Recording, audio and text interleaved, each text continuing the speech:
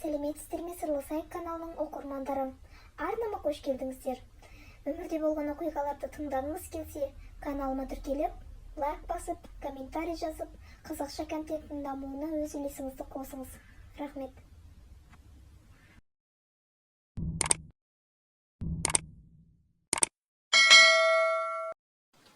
Бір күні қатты ауырып, жедел жәрдеммен ауруханаға бардым. Жұқпалы аурулар бөліміне жатқызды. Қасыма жасы 50-ден асқан әйел жатты. Қасында қарауша қызы бар екен. Бір бөлмеде жатқан соң әйтеуір араласып кеттім. Әңгіме айтып, шер тарқатып, бір-бірімізбен танысып отырдық. Менің жасым ол кезде 31-де еді. Әлгі әйелдің қызы да менімен шамалас екен. Анасы түнде де, күндізде өзімен өзі күбірлеп сөйлей береді. Бірде сықылықтап күледі, бірде жылай салады. Біреуден тоқтаусыз кешірім сұрайтыны тағы бар. Қызынан ақырындап шей жағасын сұрағанда, басында аса жақтырмай қалды. Кейін анасы қатты қиналып, демала алмай реанимацияға кетті. Температура 40-қа көтерілген көрінеді. Анасына ауыр соқты. Дәрігерлер, аппаратқа жатқызамыз, кислород керек, деп босып кетті. Қызы жылап, мамалап артынан қалмай жүрді. Содан бөлмеге келген соң, анамның басынан ауыр жағдай өтті ғой, әшіме симай барады, деп көз жасын тыйып, әңгімесін бастады. Мен үйдің жалғыз қызы, және 2 ағам бар. Олар үйленіп, үйлі жайлы болып, бөлек кетіп қалды. Анамызға шыдай алмады. Тек мен қалдым жанында. Әкем бізбен араласпайды. Анамның ауыр жасаған кінәсі бар еді. Соған әкем қатты ренжіп, сол күйі біздің бетімізді көргісі келмей, басқа отбасыға кеткен еді. Бір сөзбен айтқанда, 30 жыл отасып, қартайғанда ажырасқан отбасымды, қалай кінәларымды білмеймін. Мен тұрмыс құрмағам, тұрмысқа шықсам, анама кім қарайды? Тастап та кете алмаймын. Жүрегім шыдамайды. Анамның қараусыз қалатынына қорқамын. Сол үшін анам аяққа тұрғанша қасында боламын деп шештім. Анама қатты жаным ашиды. Кезіндегі қателік өмір бойына жаза болатынын ол кісі білгенде бұлай жасамас беді. Кім білсін? Атам осыдан 10 жыл алдан 90 жастан асып қайтыс болды. Анам екінші келіні болған. Әкем екеуі еншісін алып, бөлек шығыпты. Анам ата-енеге міндет дегенді білмеген. Қаланың қызы, әрі детдомда орысша тәрбие алған. Әжем қайтыс болғанда, анамды әкем әзер апарған. Ұят болады, бару керек деп. Анама ондай дүние жат болған. Анам ешкіммен араласқысы келмейтін. Қонақ келсе жақтырмай, қабақпен үйден қуатын жан болды. Солай анам мен әкемнің арасы аздап суып бастады. Бірақ әкем әрдайым анама дұрыс нұсқау көрсетіп жүрді. Ауылдағы туыстар анамды аса жақтырмайтын. Келін болып түскеннен қылық шығарғанды кім жақтырсын? Анамның қаттылығы жетімдер үйінде өскендіктен бе, өмір анамды қатал тәрбиеледі. Сол себепті шығар, жан баласына жан ашымайтыны. 2 ағамның әйелдеріне күн бермеуші еді. Отырса опақ, тұрса сопақ қылған анам, әр істен мін тауып, үнемі шу шығарып жүретіні бар. Әкем қаншама рет, бұл мінезді таста, жақсылық әкелмейді. Мұндай мінезбен өмір бойына жалғыз қаласың ғой, қойсайшы, деп жалынта сұрады. Өзгеретін адамның әрекеті анамда болмады. Басында иә деп, біраз тыныш жүреді де, қайттан бастайды. Әкем 2 баласының еншісін беріп, отбасыларың аман келсе бөлек шығыңдар. Біз әлі де жаспыз, өз күнімізді көре аламыз, деп 2 ұлын солай бөлек жіберген. Әйтпесе анам олардың отбасын бұзуға сәл қалды. Қолда мен қалдым. Қыз болғандықтан ба, мені еркелетіп өсірді. Ешкімге қолының ұшын тигізбей, мен десе анамның шығар жаны бөлек. Бірде атамның ауырып қалғанын естігенде анам бармады. Ауырса ауырады да, қартайды ғой енді. Маған не қыл дейсіңдер? Өзім де ауырып жүрмін. Маған кім қарайды айтшы? Деп әкеммен ұрыса бастады. Анам ол уақытта пенсияға шығайын деп жүрген. Аздап денсаулығы нашарлаған соң, инвалидностьпен пенсияға шығуға больницаға жатып жүрді.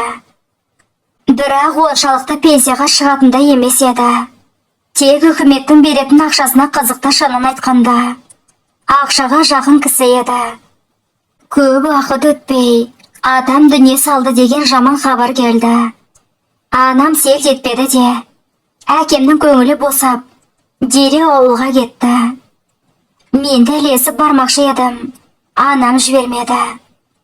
Әкем анама, жүр, әкемнің соңғы сапарына қатыс, деп айтса да анам бармады.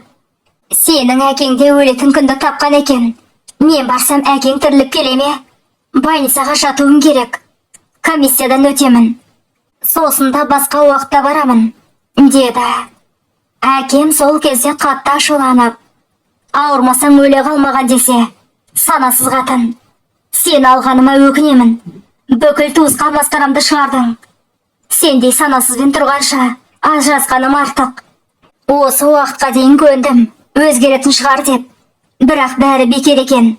Өзгеретін адам ол баста өзгереді. Тәрбие алмағаныңды осылай білдірдің.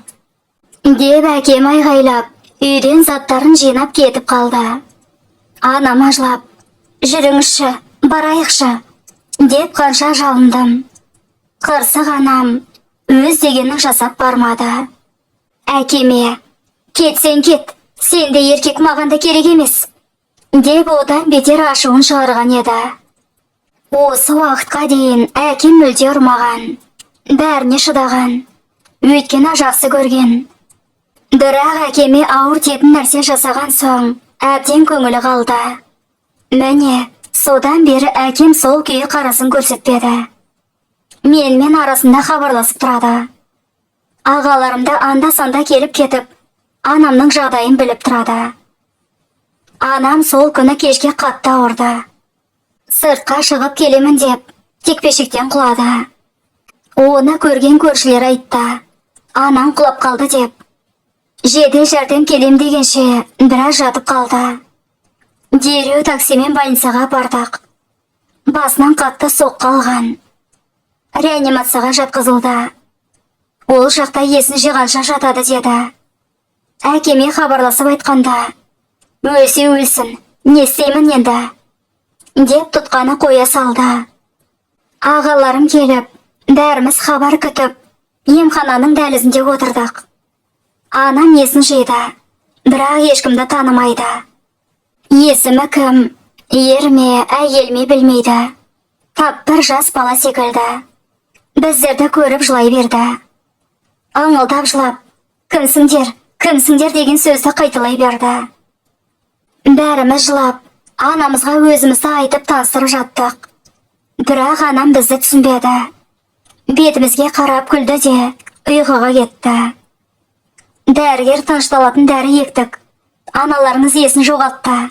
Уақыт өте есіне түсер, түспеуі де мүмкін, деп көңілімізді су сепкендей басты. Жазылған соң үйге шығардық.